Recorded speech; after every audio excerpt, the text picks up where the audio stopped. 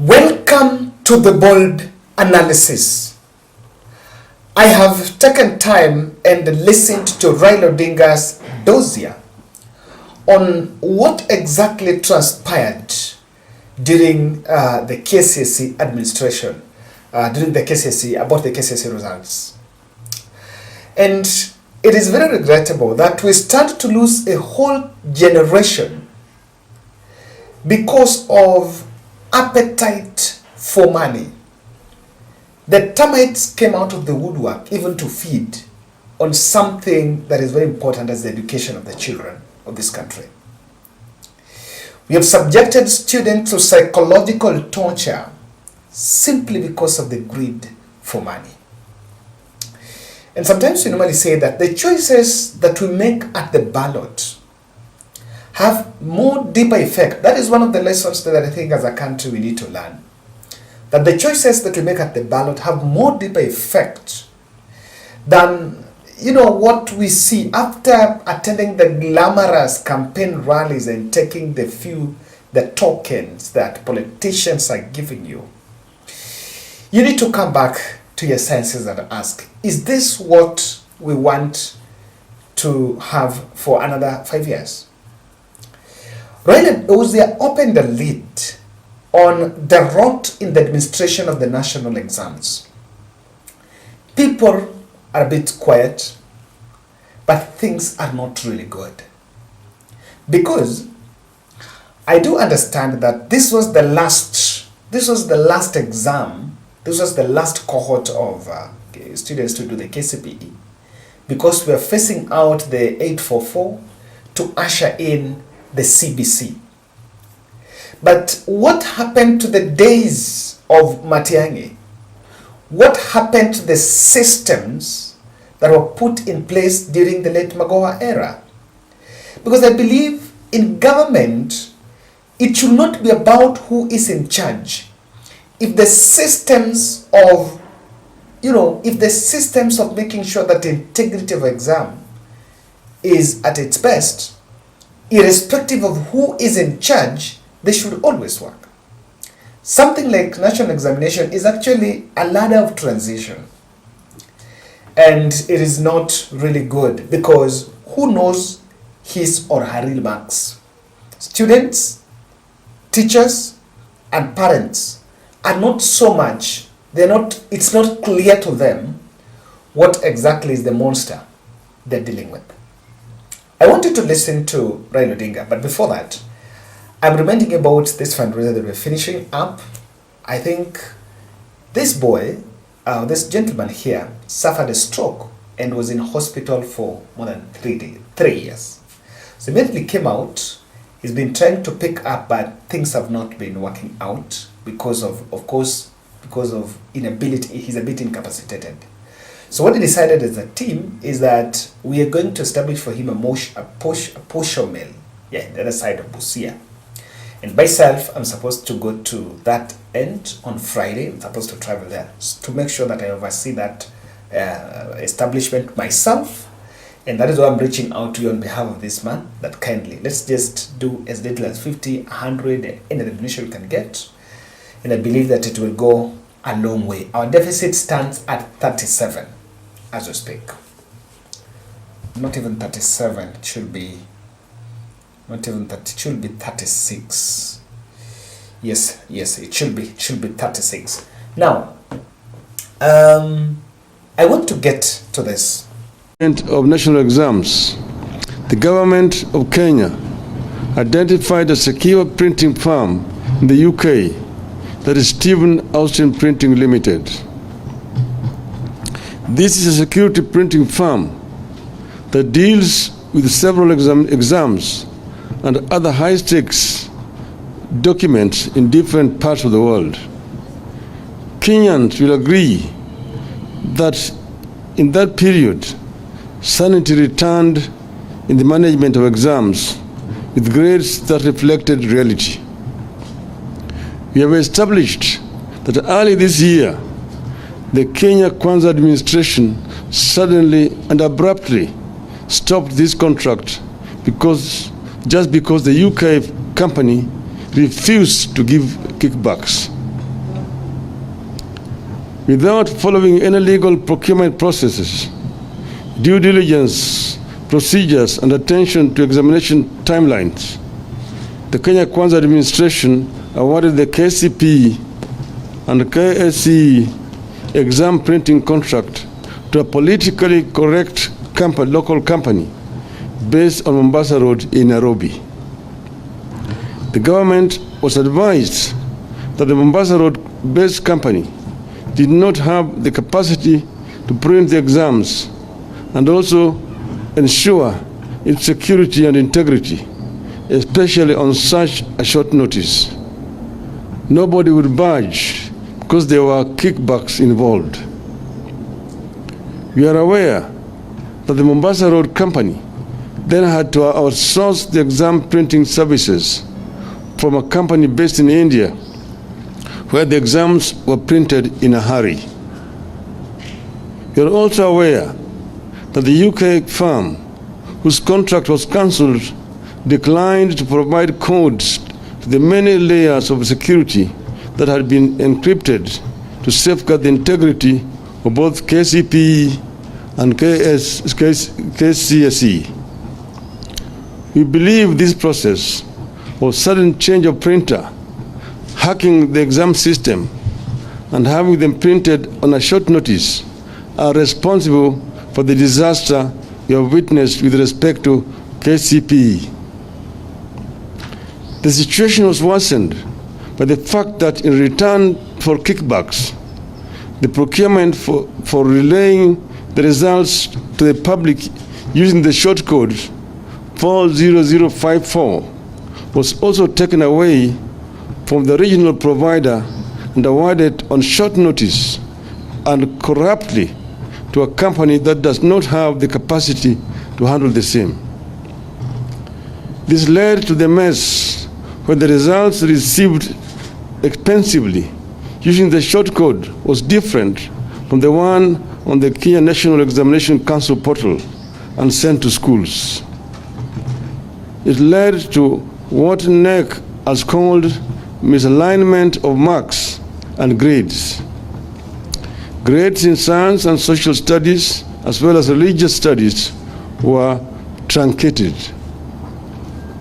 The route saw the KCPE candidates get graded for subjects they never set for. It saw an entire class score same grades in science in one school. The system deployed could not produce the plus and minus signs. What a shame. Consequently, for the first time in our country, some children are in court seeking to establish their true grades, while the Education Ministry is admitting students to Form 1, including those still challenging the marks they were awarded. This impunity and corruption that is messing up the future of our young children is sanctioned from the highest offices in the land. We can today disclose that the mess in KCPE started as a tender war pitting various senior officials in the Ministry of Education against each other before eventually being taken over by an official much higher up in government.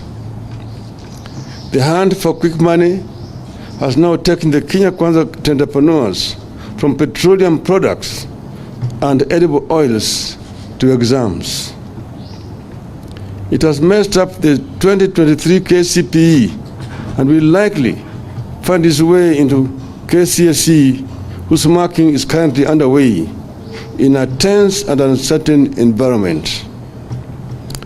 Over the decades, Kenya has had a reputation of a credible and trustworthy education system that culminates in very rigorous, fiercely competitive, but eventually credible examinations and certificates. Today, this respect for our education, in particular our exams, is under serious threat. Kenyans are very much alive to the challenges that have been facing the integrity of our exams in recent years.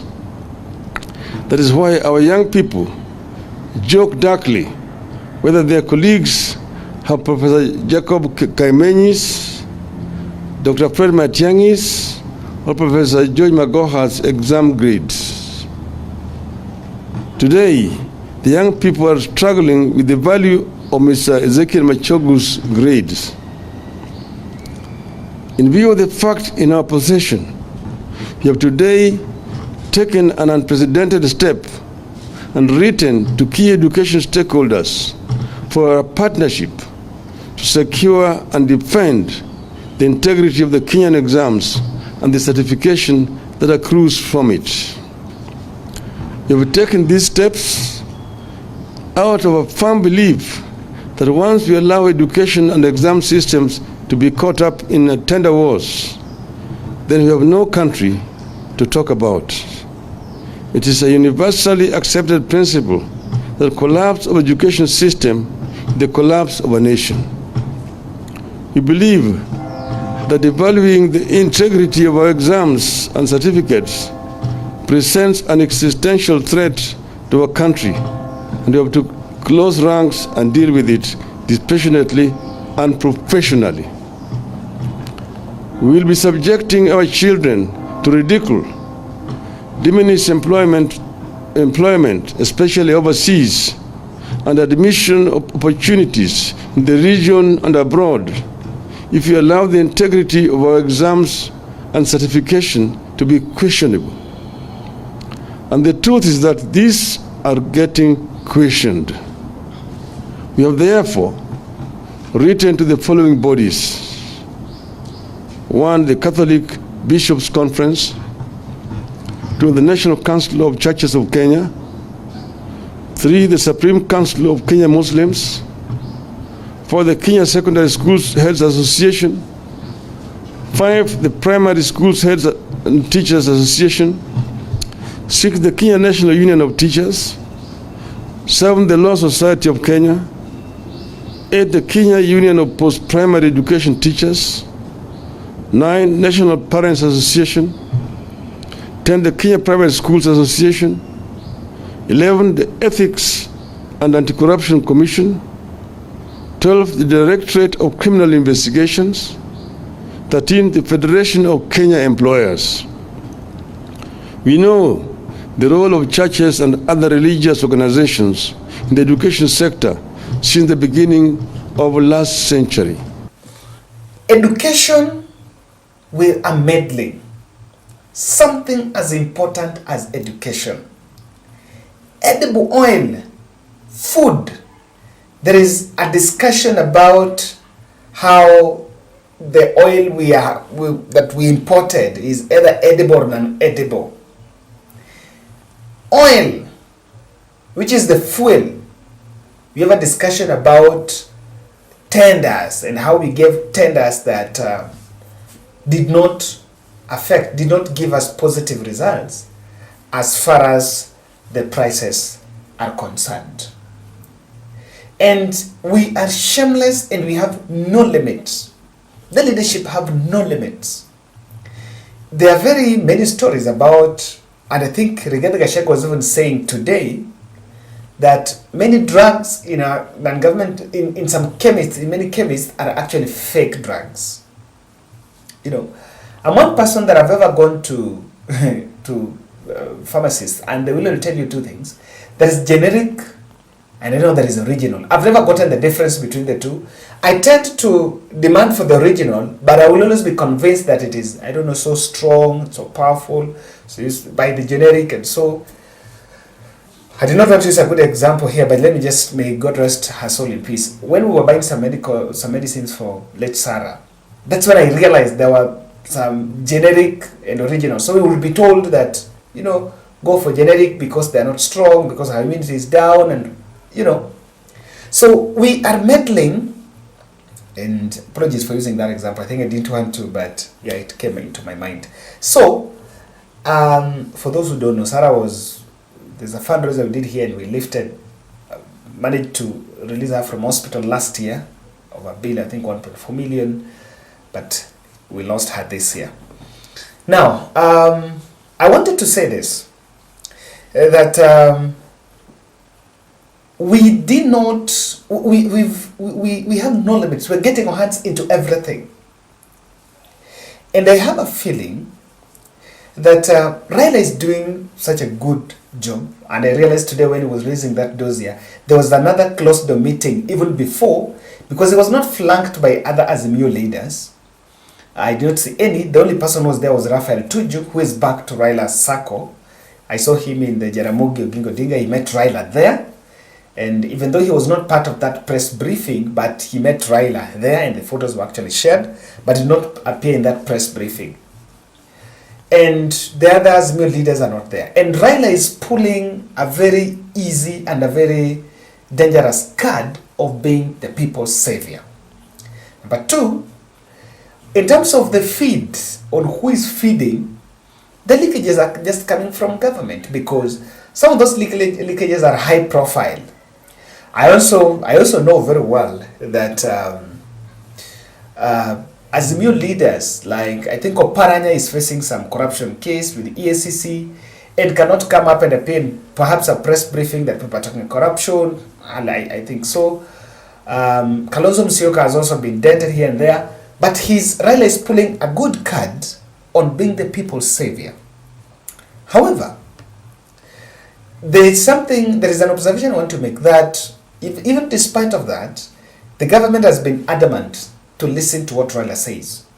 He released G2G and he asked some questions for investigative agencies, but nothing was done.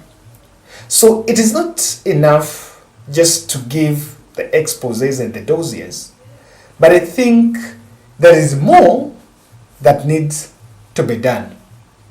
This is because some of these things need traction. I have realized, I've listened to the mainstream media today, and that, despite the fact that that is a very serious news article, it is not featuring in the top news, even in the mainstream.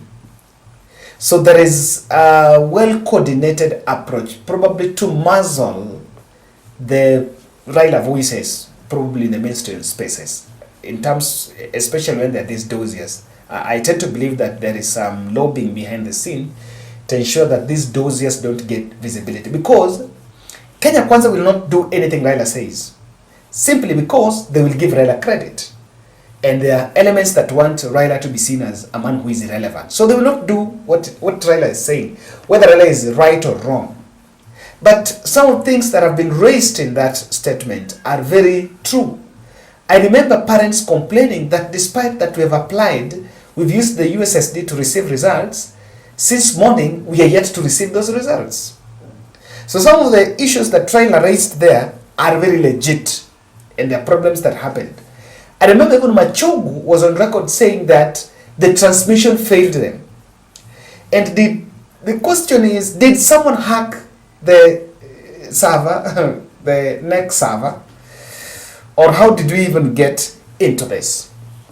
Now, I want to say that I want to join the voices that say, it's not enough to say, we warned you. It's not enough to say, they're getting it wrong. And you are saying they're not responding, and when they respond with the political propaganda. So according to me, there are four things that Raila Odinga should do moving forward. I want to explain that. Kindly subscribe to our channel, click the notification bell, and like our video.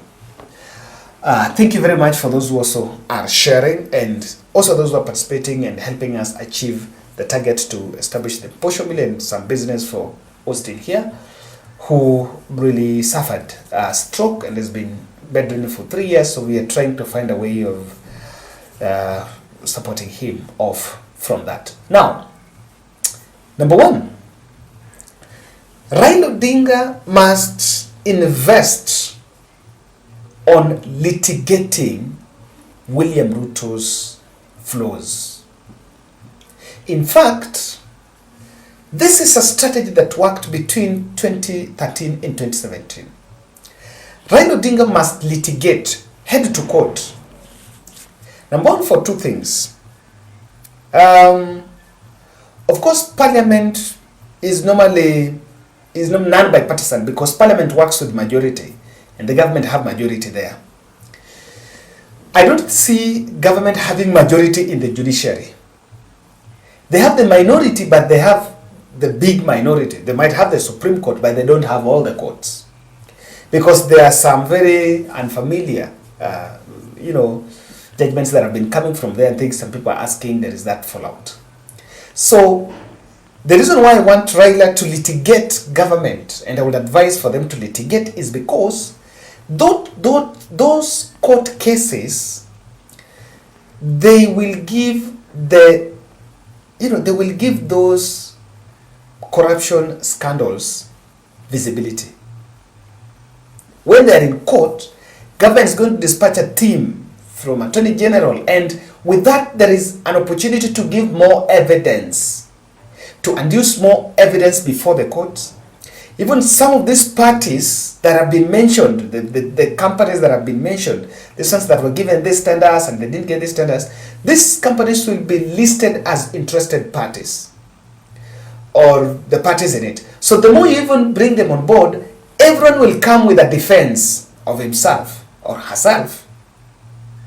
With that, it will make the public to understand more. And I want to insist on this because I remember when Raila when Raila by then sued Anne Waiguru on the NYS scandal. Ruto even came out and was castigating Anne Waiguru that we should not see some catwalk and money has been stolen. So, when we go to court, it will open. In fact, many other people that have been mentioned, government will come try to defend themselves, so and so. And some landmark rulings, some very, maybe but some landmark rulings will enlighten the country. For example, if they go to court and successfully the court nullifies the KCPE 2023 was a fraud, the whole country will know that, and it will raise the eyebrows. Oh, something's wrong. So that's strategy number one. Number two, Raila must then come out and engage stakeholders beyond the pressers. In fact, if you are doing a press briefing and it's starting on on some leaked information in education sector, I know some of these stakeholders might not come, but we also have non-state players or the education space. But even without that, you can still get a way to address the caucus of stakeholders. For example, secondary school heads meeting is going to happen, I think, in December this year, or rather it has happened or something. When there is meeting of the trade unions, they should be involved in this. I know that people are so much timid. Sometimes I normally say the likes of Oduor crossing over to Kenya Kwanza. Those are the people that, according to me, those are the people that betrayed Wanjiku. The real betrayer are, because now Ruto has got an impetus of getting away with so many things, because even those who are supposed to put him to push the accountability are on his side. Now, with that, even after press briefings, let people understand this beyond the press briefing. Let people understand. Let the teachers know. Let the heads of teachers, let the parents association, which is a non-state player, understand what exactly this is. Get the president or the chairperson of that association, so that with that, this information can cascade down and it will activate demand for action. Number three, I think Raila Camp must petition these institutions, and you do public petition. Yes, take parents, get some parents, teachers and so, those who will be willing, members of the public. Take a fiscal petition to make offices demanding accountability. When you do that, you raise the alarm.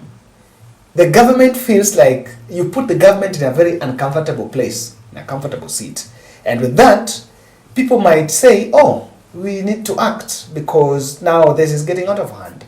You need to play the emotional card. And that is why I was so touched when I saw those students that went to court. The parents and teachers went to court. I think for the first time, Teachers went to court to challenge, parents went to court to challenge the results. Lastly, I think we also, the Azimio team need to discredit Ruto power messages. As you give the leakage, you need to remind the country that maybe you made a mistake, and as you work through your ballot choices, you need to know that it's ballot choices that bring this. So these messages must be, as far as, because I've listened to the press briefing, at the tail end, the sign out statement will be, we are asking for these investigations and calling on this. That is very important, and of course, that is the direction. But again, on the political side, you must accompany by reminding Kenyans, even through exclamation of imageries, on how this is going. In fact, if you can have these evidences, let them be circulated so that Kenyans get to understand. Because what needs to happen here is people just need to know the information so that it's not treated as propaganda. Thank you, guys. Let's meet in the next.